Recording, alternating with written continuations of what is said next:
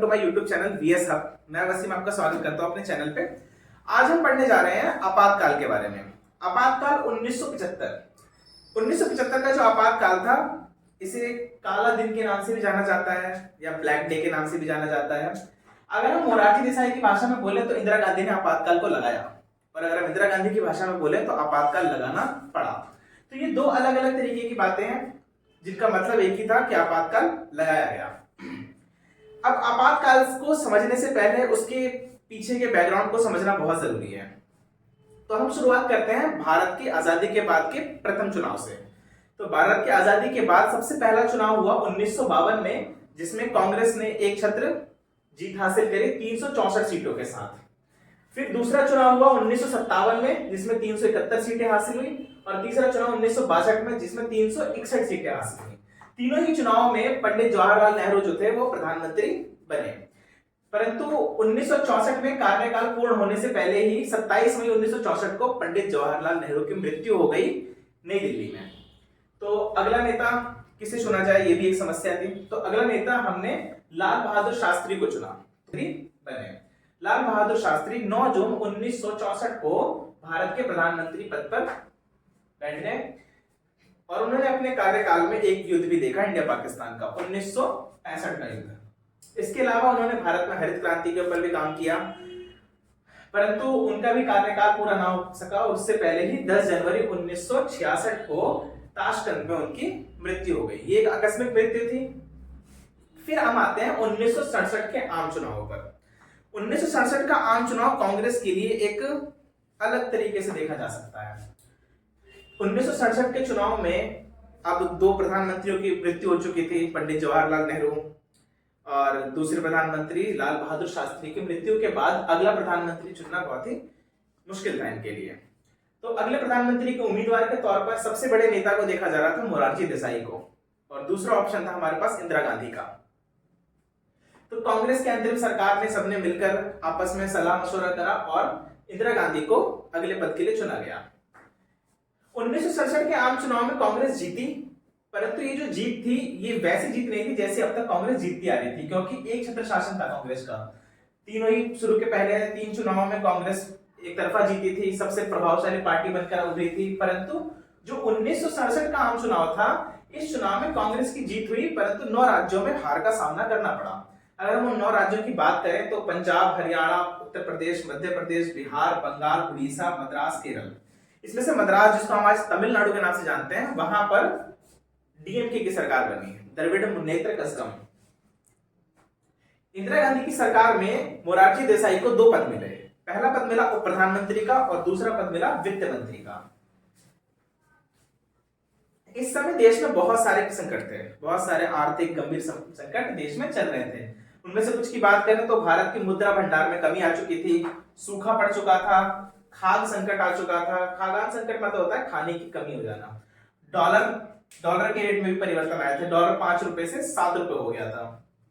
तो इन सारी समस्याओं से देश पहले ही जूझ रहा था। उसके अलावा हरित क्रांति जो पहले हुई थी, इन सारे संकटों से देश पहले ही जूझ रहा था। 1969 में इंदिरा गांधी ने 14 बैंकों का राष्ट्रीयकरण करना चाहती थी। इंदिरा गांधी को ऐसा लगता था कि 14 बैंकों का राष्ट्रीयकरण या फिर बैंकों के राष्ट्रीयकरण की वजह से गरीबों को राहत मिलेगी। ठीक है, तो इसके आगे समझते हैं। परंतु ये जो चीज थी हो नहीं पाई। 1969 में इंदिरा गांधी 14 बैंकों का राष्ट्रीयकरण करना चाहती थी। उनको ऐसा लगता था कि अगर बैंकों का राष्ट्रीयकरण कर दिया जाएगा तो इससे गरीबों को लाभ होगा। परंतु जो मोरारजी देसाई थे ये पूंजीवाद के समर्थक थे, और उनको लगता था कि बैंकों का राष्ट्रीयकरण करना सही नहीं है। अब बैंकों का राष्ट्रीयकरण होता क्या है, मान लेते हैं कि एक प्राइवेट कंपनी है और उसके अंदर सरकार का शेयर हो जाए, यानी सरकार जो है उसको अपने अधीन कर ले, तो वो होता है राष्ट्रीयकरण कर देना किसी चीज का। तो 18 जुलाई 1969 को इसे पास करने की बात हुई कि भाई हम 14 बैंकों का राष्ट्रीयकरण का बिल जो है वो पास करवाएंगे, और 19 जुलाई को यानी अगले ही दिन 18 जुलाई को ये बात हुई और 19 जुलाई को ये बिल पास कराने के लिए चला गया। परंतु उसके बाद सेंट्रल बैंक ऑफ इंडिया के एक शेयर होल्डर थे जिनका नाम था रुस्तम सी कूपर। क्या नाम था? रुस्तम सी कूपर। रुस्तम सी कूपर जो थे उन्होंने सुप्रीम कोर्ट में अपील कर दी और उनकी अपील को सुप्रीम कोर्ट ने सुना और समझा भी, जिसकी वजह से 14 बैंकों का जो राष्ट्रीयकरण था इसको वो खारिज कर दिया गया। परंतु इंदिरा गांधी ने ठान लिया था कि वो बैंकों का राष्ट्रीयकरण करवाएंगी तो करवा के ही रहेंगी। 1970 में उन्होंने क्या करा, एक संशोधन ले आई। अब उस संशोधन की वजह से 14 बैंकों का राष्ट्रीयकरण हो गया और सुप्रीम कोर्ट को अपना जजमेंट चेंज करना पड़ा। अब 1969 का ही एक और सबसे अहम मुद्दा था, वो था राष्ट्रपति पद का चुनाव। जाकिर हुसैन जो हमारे पूर्व राष्ट्रपति थे उनकी मृत्यु हो चुकी थी। अब अगले चुनाव में 1969 में राष्ट्रपति पद का चुनाव, जिसमें जाकिर हुसैन हमारे जो पूर्व राष्ट्रपति थे उनकी मृत्यु हो चुकी थी। तो उसके बाद चुनाव का पद खाली हो गया, राष्ट्रपति पद खाली हुआ। राष्ट्रपति पद के दो सबसे बड़े उम्मीदवार सामने आए। ये चुनाव 15 उम्मीदवार लड़ रहे थे, जिनमें दो सबसे बड़े उम्मीदवार सामने आए। एक नीलम संजीवा रेड्डी यानी एन संजीवा रेड्डी, जो कि सिंडिकेट यानी कांग्रेस के प्रभावशाली नेताओं की तरफ से थे, और दूसरे वीवी गिरी। तो जो कांग्रेस के बीच की आंतरिक खटपट थी वो सामने आई राष्ट्रपति पद के चुनाव में। जब एन संजीवा रेड्डी जो कि कांग्रेस के ही नेता थे, उनको तो कांग्रेस के बीच में आंतरिक खटपट शुरू हो चुकी थी। हम बात करें तो सिंडिकेट एक अलग ग्रुप बन चुका था जो इंदिरा गांधी के कहीं ना कहीं खिलाफ जा रहा था। सिंडिकेट ताकतवर नेताओं का एक ग्रुप था या समूह था, जिसके मुख्य नेता मोरारजी देसाई थे, ठीक है, उसमें निजनी कप्पा थे और भी लोग उसमें शामिल थे, जो कि सिंडिकेट कहलाते थे आपस में मिलकर। तो 1969 का जो चुनाव हुआ राष्ट्रपति पद का, जाकिर हुसैन साहब की मृत्यु हो गई थी। हमारे पूर्व राष्ट्रपति जाकिर हुसैन साहब की मृत्यु के बाद राष्ट्रपति पद का चुनाव हुआ। उसमें दो उम्मीदवार सबसे ज्यादा सामने आए, जिसमें एक का नाम था नीलम संजीवा रेड्डी और एक का नाम था वीवी गिरी। अब नीलम संजीवा रेड्डी को कांग्रेस सपोर्ट कर रही थी, सिंडिकेट, परंतु इंदिरा गांधी जो थी वो नीलम संजीवा रेड्डी के सपोर्ट में नहीं थी। परंतु ये बात जो थी वो सामने ऐसे आई कि उन्होंने वीवी गिरी से अनुरोध किया कि आप जो है स्वतंत्र उम्मीदवार के तौर पर खड़े हो जाएं, निर्दलीय रूप से खड़े हो जाएं। तब इंदिरा गांधी ने लोगों से कहा कि आप अपनी अंतरात्मा की आवाज पर वोट दें। तो कहीं ना कहीं वो नीलम संजीवा रेड्डी को सपोर्ट नहीं कर रही थी, इनडायरेक्ट वे में वो यही बोल रही थी कि वीवी गिरी को वोट दिया जाए। और इस चुनाव का रिजल्ट जो था वो ये हुआ कि वीवी गिरी जो थे वो चुनाव जीत गए और एन संजीवा रेड्डी चुनाव हार गए। अब इसका दोष जो था वो कांग्रेस ने सीधा सीधा इंदिरा गांधी को लेकर दे दिया और इसी के परिणाम स्वरूप एस निजलिंगप्पा ने इंदिरा गांधी को कहा कि भैया आप कांग्रेस से निष्कासित हो जाइए, तो निकाल दिया गया। तब कांग्रेस का विभाजन हुआ दो हिस्सों में, एक बनी कांग्रेस ओ और एक बनी कांग्रेस आर। ठीक है, कांग्रेस ओ जो थी उसमें सिंडिकेट के नेता थे और कांग्रेस आर जो इंदिरा गांधी की थी। तो इंदिरा गांधी ने ये कहा कि जो कांग्रेस आर है यही असली कांग्रेस है। ठीक है, अब इसमें आगे बढ़ते हैं। इंदिरा गांधी ने और भी चीजें करी हैं। इंदिरा गांधी ने उसके बाद प्रीवी पर्स के ऊपर काम किया। इंदिरा गांधी का कहना यह था कि भाई रजवाड़ों को मिलने वाली जो राशि प्रीवी पर्स है, जब देश आजाद हुआ था तो राजा महाराजाओं को यह कहा गया था कि आपको प्रीवी पर्स मिलेगा, यानी कि पेंशन की तरह पैसा मिलेगा। तो इंदिरा गांधी को लगता था कि ये पैसा नहीं होना चाहिए, नहीं देना चाहिए। तो प्रीवी पर्स जो है रजवाड़ों को मिलने वाली राशि थी। इंदिरा गांधी ने प्रीवी पर्स हटाने के लिए बिल बनाया, परंतु ये राज्यसभा में पास नहीं हुआ। ठीक है, बिल बनाया और इसको जब राज्यसभा लोकसभा में लेके आए तो राज्यसभा में ये बिल पास नहीं हो पाया। ठीक है, फिर इंदिरा गांधी ने रजवाड़ों की पहचान को समाप्त करने कहा कि भाई रजवाड़ों की जो आइडेंटिफिकेशन है उसे खत्म कर देंगे, ना कोई रजवाड़ा रहेगा और ना उसके लिए फिर कोई प्रीवी पर्स की मांग करेगा। तो सुप्रीम कोर्ट ने इस अपील को खारिज कर दिया कि भाई ये जो तुम कह रहे हो ये चीज गलत है, और सुप्रीम कोर्ट ने कहा कि ऐसा नहीं हो सकता। एक नए संविधान, फिर से इंदिरा गांधी ने वही किया जो पहले किया था, फिर से एक नया संविधान संशोधन किया और अपनी बात रखी और कोर्ट को अपना फैसला बदलना पड़ा क्योंकि संविधान संशोधन हो गया था। तो प्रीवी पर्स जो था वो समाप्त हुआ। अब दिसंबर 1970 आ चुका था और इंदिरा गांधी ने कहा कि जो 1972 का चुनाव है, 1972 का जो आम चुनाव है वो 1971 में करवाया जाए। ठीक है, अब क्या होता था कि पहले विधानसभा और लोकसभा के चुनाव साथ में हुए थे। इससे पहले जितने भी चुनाव हुए थे सभी चुनाव में विधानसभा और लोकसभा के चुनाव एक साथ हुए थे, जिसकी वजह से जो छोटी छोटी पार्टियां थी वो अपने आप को कहीं ना कहीं कुछ सीटें ले आती थी, क्योंकि विधानसभा में उन्होंने कुछ कुछ काम किए होते थे तो उसके आधार पर चुनाव लड़कर आ जाते थे। परंतु जब 1972 के चुनाव 71 में हुए तो वो चुनाव सिर्फ लोकसभा के थे। अब सिर्फ लोकसभा के चुनाव में केंद्रीय मुद्दे ही आ सकते हैं, राज्य के मुद्दे तो आएंगे नहीं। तो ये बात इंदिरा गांधी के फेवर में गई, क्योंकि उन्होंने केंद्रीय स्तर पर बहुत काम किया था, और जो बाकी छोटी पार्टियां हैं वो केंद्रीय स्तर के काम गिनवा ही नहीं सकती हैं, क्योंकि वो केंद्रीय स्तर पर कभी रही नहीं है। इसीलिए 1971 के चुनाव में कांग्रेस पार्टी जो थी वो एक तरफा जीती। कांग्रेस को के साथ और भी पार्टियां, 3-4 पार्टियां मिलकर लड़ रही थी, इसे ग्रैंड अलायंस कहा गया। वो ग्रैंड अलायंस को हराकर कांग्रेस आर, जो कि इंदिरा गांधी की थी, उन्होंने 352 सीटें हासिल करी, और इसमें भी गठबंधन था सीपीआई का। तो इन दोनों ने, यानी सीपीआई और कांग्रेस आर ने मिलकर कुल 375 सीटें हासिल करी इसमें, जो अब तक की लोकसभा की सबसे बड़ी जीत थी। ठीक है। फिर 1971 में इंदिरा गांधी के सामने एक नई चुनौती थी, जो था बांग्लादेश। इंदिरा गांधी के सामने एक नई चुनौती थी 1971 में, बांग्लादेश का युद्ध। बांग्लादेश जो था वो पाकिस्तान का हिस्सा था, जिसको हम पूर्वी पाकिस्तान भी बोलते थे। तो बांग्ला जो भाषी लोग थे वो पश्चिमी पाकिस्तान के उर्दू शब्द या उर्दू भाषाओं को अपनाना नहीं चाहते थे, वो बंगाली बोलना चाहते थे। इस बात को लेकर इनके बीच में थोड़ा विरोध हुआ, और भी बहुत सारी, एक अलग टॉपिक है इसका, कभी विस्तार से इस पर चर्चा करेंगे। तो 13 दिसंबर इसके मतलब ये युद्ध शुरू हुआ, और इस युद्ध शुरू होने के बाद भारत ने भी इसके अंदर हस्तक्षेप किया, और इस युद्ध को 13 दिसंबर 1971 में समाप्त हो गया, क्योंकि 71 में बांग्लादेश का जो युद्ध था वो शुरू हुआ। 13 दिसंबर 1971 को ये युद्ध समाप्त भी हो गया, क्योंकि पाकिस्तान के जो जनरल थे उन्होंने इसमें आत्मसमर्पण कर दिया। ठीक है। और इसके बाद फिर 1972 में विधानसभा के चुनाव, जो मैंने पहले बताया था कि 1972 वाले चुनाव 71 में हो गए थे, परंतु लोकसभा के ही हुए थे, विधानसभा के तो 72 में हुए थे। तो विधानसभा के चुनाव जो थे वो 1972 में हुए 13 राज्यों में, और 13 राज्यों के एक भी राज्य ऐसा रहता जहां पे कांग्रेस हारी हो, उन्होंने 13 के 13 राज्य जो विधानसभा के थे उन सब में जीत हासिल करी। ठीक है।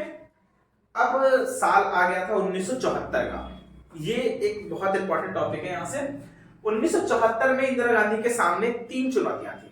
सबसे पहली प्रॉब्लम आई गुजरात को लेकर, दूसरी आई बिहार को, तीसरी आई रेल हड़ताल को लेकर। ठीक है। तो गुजरात के ऊपर शुरू करते हैं। तो गुजरात में जो आंदोलन हुआ उसके मुख्य नेता मोरारजी देसाई थे।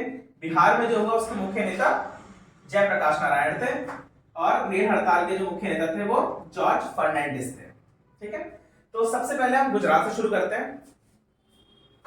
गुजरात में जो आंदोलन चलाया गया उसका नाम था नवनिर्माण आंदोलन। क्या नाम था? नवनिर्माण आंदोलन। ठीक है। गुजरात में जो आंदोलन चलाया गया उसका नाम था नवनिर्माण आंदोलन। ठीक है। और उस समय गुजरात के जो मुख्यमंत्री हुआ करते थे उनका नाम था चिन्नमभाई पटेल। चिन्नमभाई पटेल। इनके ऊपर आरोप लगाया गया था कि ये करप्ट नेता है। ठीक है। कई जगहों पर इनको चिन्नम चोर भी कहा गया था। ठीक है। तो ये इस आंदोलन के जो सबसे मुख्य नेता जो थे वो थे मोरारजी देसाई। इनकी मांग ये थी कि भाई विधानसभा को भंग करो, चिन्नमभाई पटेल जो उनको पद से हटाओ। ठीक है। ये इनकी मांग थी। अब ये मांग हुई क्यों, ऐसा दंगा शुरू क्यों हुआ, ये लड़ाई जो थी वो शुरू क्यों हुई? तो इसके पीछे कारण था, इस आंदोलन के पीछे कारण था जो हॉस्टल्स वगैरह थी उनकी फीस बढ़ाई गई। अब इनको पहले ये लगता था कि जो कांग्रेस सरकार है वो भ्रष्ट हो चुकी है, भ्रष्ट सरकार है, और उस समय अगर फीस बढ़ाई जाए तो जाहिर सी बात है ऐसा लगेगा कि ये पैसा खा गए, इसलिए महंगाई बढ़ानी पड़ रही है। तो हॉस्टल की फीस बढ़ा दी, खाद्यान्न तेल जो थे उनके रेट बढ़ा दिए गए, जिसकी वजह से ये आंदोलन जो था वो ये छात्रों ने शुरू किया। ठीक है। छात्रों के आंदोलन को देखकर जो मोरारजी देसाई थे उन्होंने सोचा कि ये सही समय है कि हम कांग्रेस को इस समय नीचे ला सकते हैं।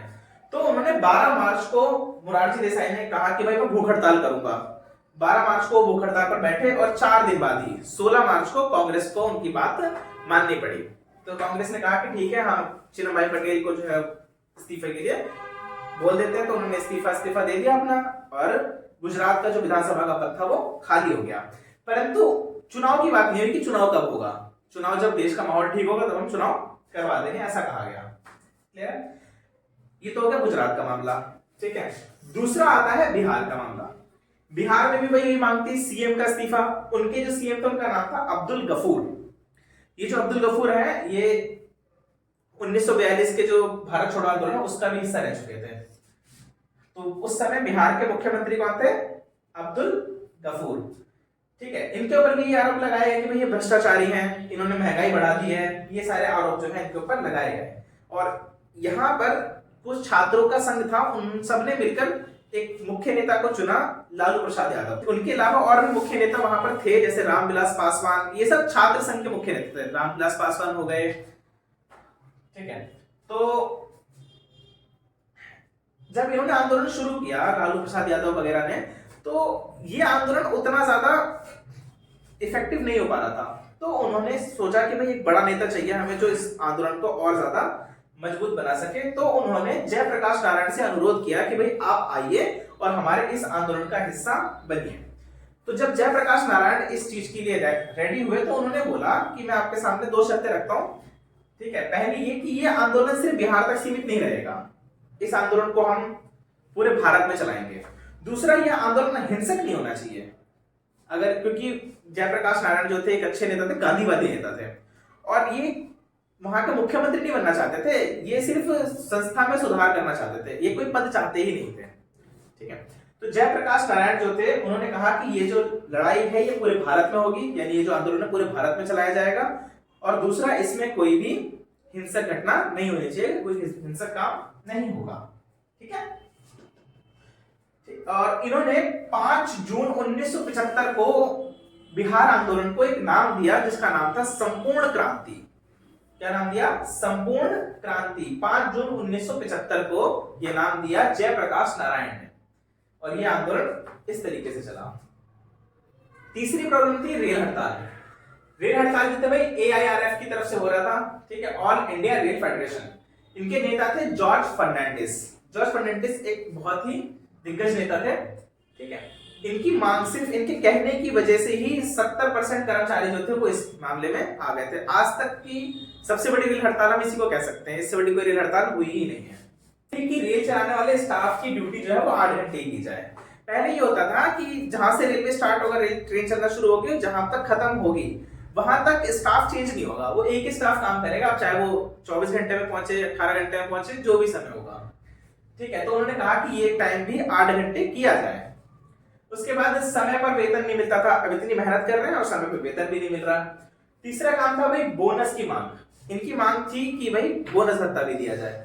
ये 3 मांगों को लेकर, और भी छोटी छोटी वाली मांगे थी, मुख्य मांगे मैंने लिखी है यहाँ पे, ठीक है। इनको लेकर ये लोग विरोध कर रहे थे सरकार का, कि सरकार भी हमारी बात नहीं सुन रही, समय पे वेतन नहीं मिलता है, हमारा भत्ता नहीं मिल रहा है, इन सारी चीजों को लेकर।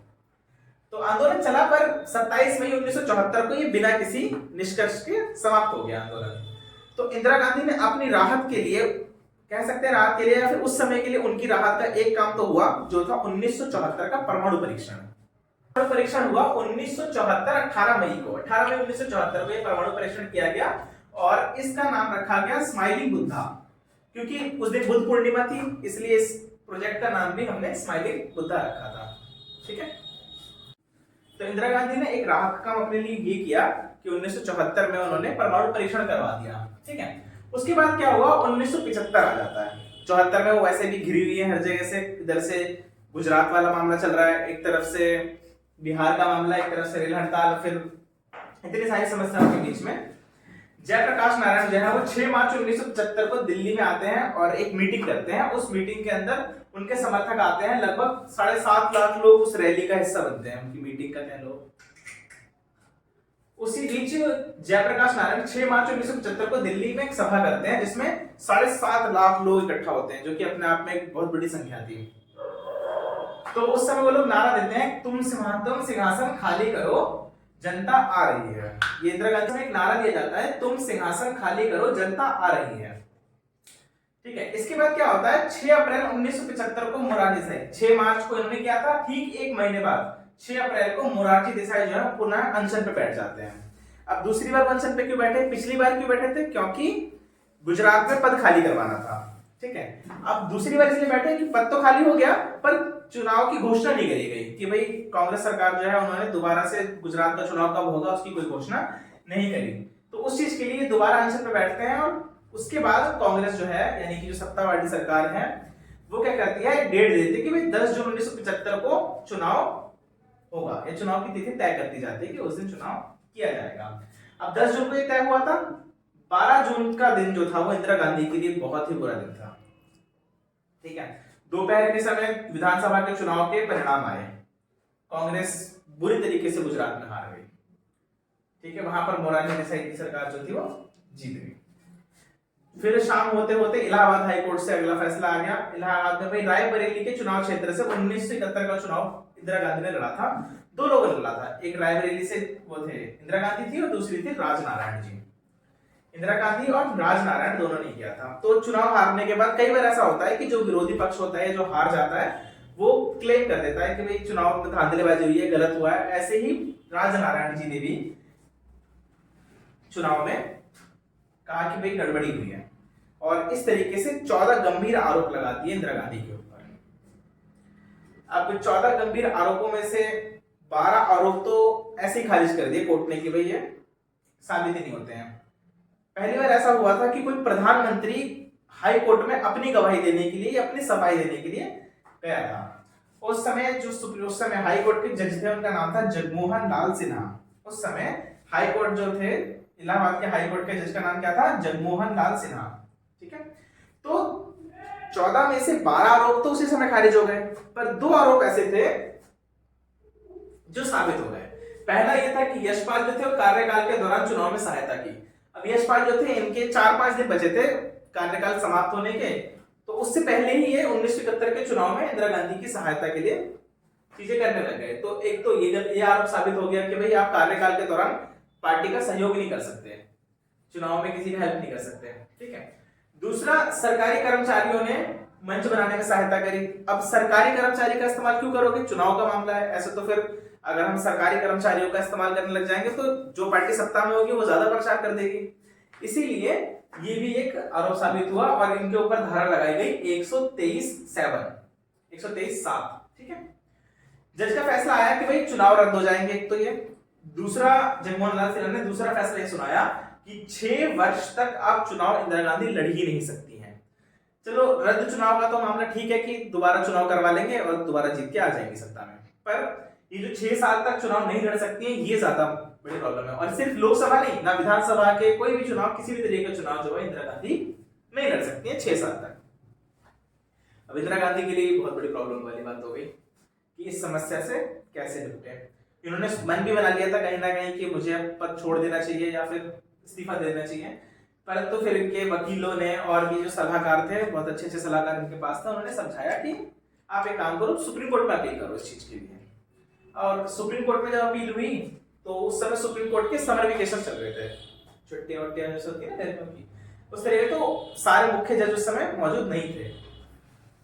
तो उस समय एक फैसला एक तरीके से सुप्रीम कोर्ट ने टाल दिया कि भाई कुछ समय के लिए हम एक फैसला दे रहे हैं, बाद में इस फैसले के ऊपर ठीक से काम होगा।